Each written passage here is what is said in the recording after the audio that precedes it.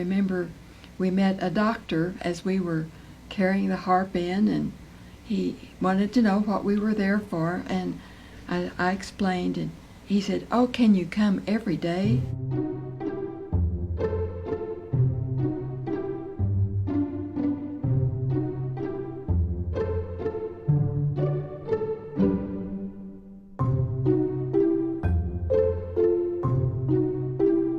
Hi, I'm Jana Gillum with Go Be Good, and I am so excited to have you here today to meet the Harp Lady. Do you recognize this person?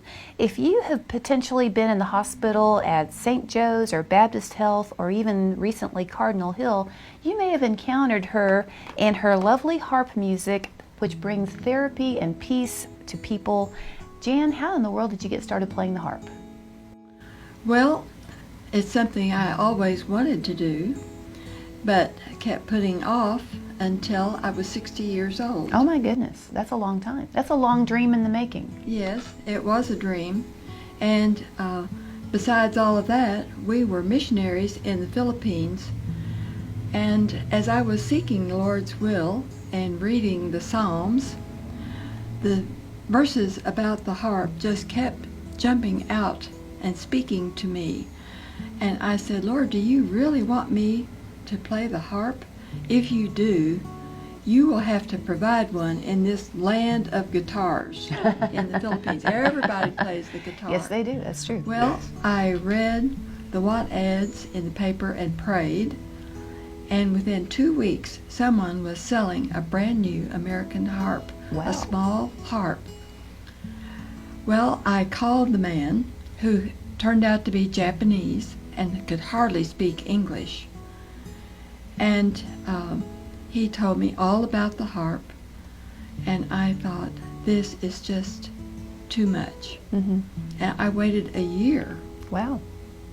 while I investigated a little bit more about what a harp is, never having seen one, and called the man back convinced that maybe he still had the harp, and he did. And this time he had reduced it. It was half price. Went to see the harp. I plucked one string and I was hooked and bought it.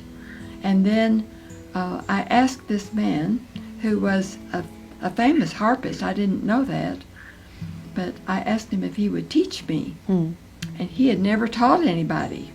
But he said, "Well, okay." And though you didn't speak his language and he really didn't speak yours, you formed this common bond over the harp. And how long did you take lessons from him? About 4 years. Oh, that's great. So you took 4 years of lessons from this famous Japanese harpist, and then you started putting that to work in the community. Tell me how that went. Well, I asked the Lord, now that I know a little bit about playing the harp, what do I do? And before one of my harp lessons, I turned on the TV, and there was a clip of a string group playing in England at a hospital. And the patient said, "Oh, this sounds so well. It makes us feel better than the medicine that we're taking." Okay. And I said, "Well, that's it." Well, we went once a week, and we found out that these people came from the mountains, from different areas of the Philippines, and they spoke different languages. But we always had someone in our group that could speak their language. Oh, that's a little bit of a miracle right there. Oh, yes, it was. Yeah. And so we could share Bible verses with them. We took Bible study material and passed it out. The people were so responsive. So you served in Southeast Asia for almost 40 years and then retired to Lexington, Kentucky of all places, where you have continued to play the harp and share your music not only through Lexington singers but in hospitals in the area. So tell me a little bit about playing in Lexington. Our daughter lived in Lexington. She wanted us to come and retire there. When we came here, I knew that I wanted to play the harp in a hospital. You arrived from the Philippines and you didn't really know anybody in Lexington. How in the world did you make the connections to be able to walk into a hospital and say, I'm the Harp Lady, I'm here to play? How did that all come about? Well, when I applied to Baptist Health, they were the first hospital I approached. I didn't even have the harp yet. I had ordered it, but I said, I play the harp and I would like to play in your hospital. And the volunteer director kind of raised his eyebrows because he had never heard of a music therapist. He said, well, let me go and take a survey and see what the staff says about you playing the harp. And so I didn't have to wait very long. I was just praying that I would get it so I could play Christmas music. And the first time I took it to the hospital was St. Joe. And I played for a lady who was very ill with leukemia. But she was able to go home for Christmas. And so when I came back after the Christmas vacation, I asked about her, and they said, the nurses said, yes, she was able to have Christmas with her family, but then she died. Oh, I'm sorry.